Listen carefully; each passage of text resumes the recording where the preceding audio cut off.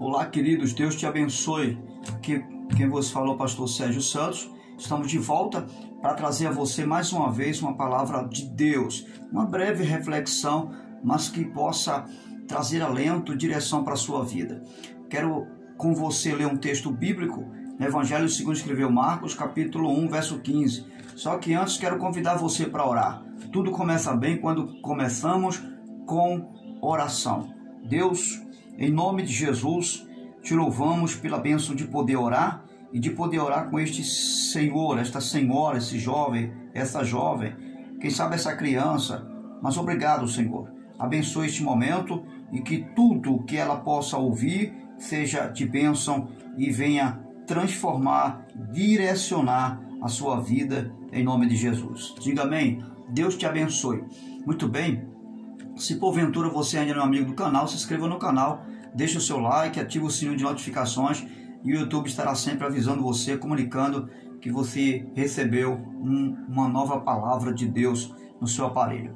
Marcos, capítulo 1, versículo 15. Disse Jesus: o tempo é chegado, dizia ele, o reino de Deus está próximo, arrependam-se e creiam nas boas novas. Eu quero tematizar essa reflexão com a seguinte expressão: a teocracia de Deus. Você já ouviu falar em teocracia? É uma palavra que não é muito mencionada nos dias de hoje, mas no Antigo Testamento era o estilo de governo que havia entre Deus e o seu povo, ou seja, é o governo de Deus. A expressão do grego é formada de duas palavras.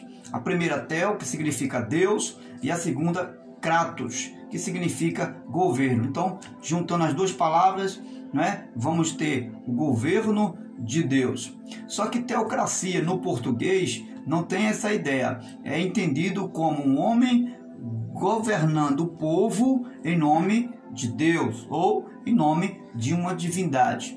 No português, teocratos é entendido dessa forma, ok? Só que não é exatamente isso que teocracia, certo, quer dizer. Está falando de um ser governado por Deus. É um ser humano governado por Deus, ok?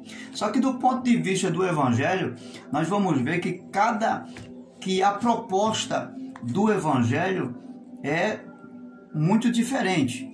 A proposta do Evangelho não é que o homem seja governado por Deus e que tenha um intermediário nesse sentido.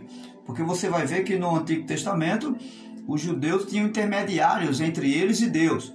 Quem eram os intermediários do povo judeu? Eram os sacerdotes, os juízes, os líderes e mais tarde passou a ser os reis, ou seja, quando a teocracia, essa fase teocrática é o governo absoluto de Deus, onde Deus reinava seu povo sem precisar de reis, de líderes. Então, antes disso, havia esses líderes. E o Novo Testamento, o Evangelho, vai trazer uma proposta totalmente diferente. Ou seja, enquanto no Antigo Testamento esse governo tinha intermediário, mesmo sendo um governo teocrático de Deus, mas havia intermediários para dizer o que tinha que fazer, o que não tinha que fazer, para onde ir, para onde deixar de ir, no governo teocrático do Evangelho, ou seja, a proposta do Evangelho, ela é totalmente diferente, ok? Embora a nova aliança traz consigo um único intermediário que é Jesus, entre nós e Deus, mas é um ponto de vista de governo totalmente diferente. Então, qual é a proposta do Evangelho para o governo de Deus nos dias de hoje, na minha vida, no meu particular, na sua vida? A proposta do Evangelho e do Senhor Jesus, do governo de Deus para os dias de hoje, é que cada um de nós tenha, seja diretamente, sem intermediários, diretamente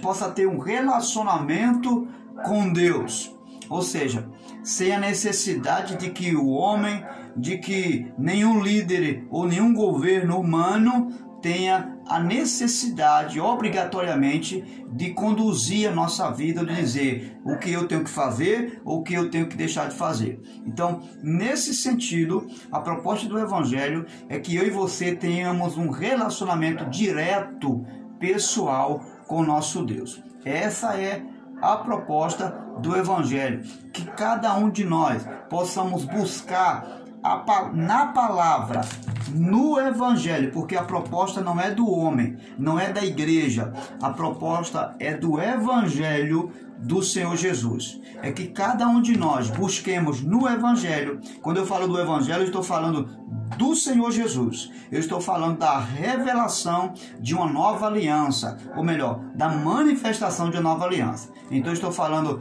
da proposta do Evangelho na pessoa de Jesus. Que cada um de nós possamos buscar no Evangelho o propósito da vida que Deus tem comigo e com você.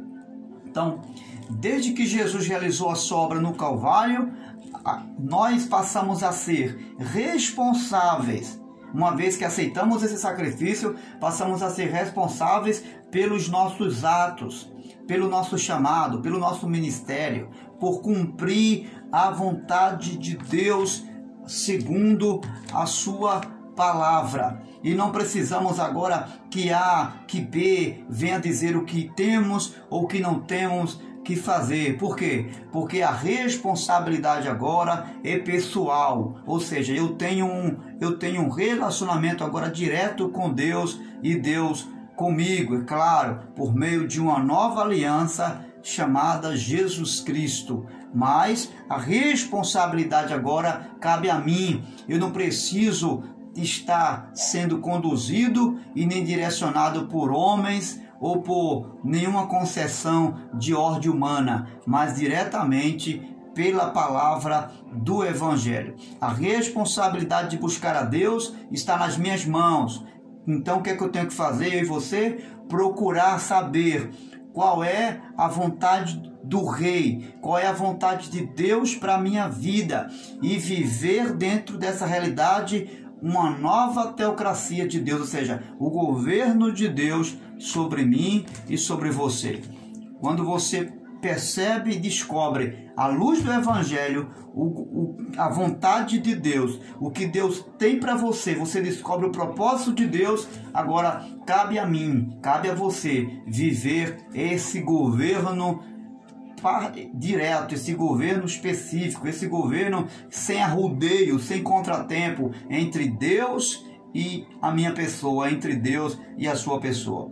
E eu convido você a viver o governo de Deus, a viver a teocracia de Deus sem intermediários, além da pessoa bendita do Senhor Jesus Cristo. Grande abraço e que Deus te abençoe em nome de Jesus. Viva o governo de Deus com você.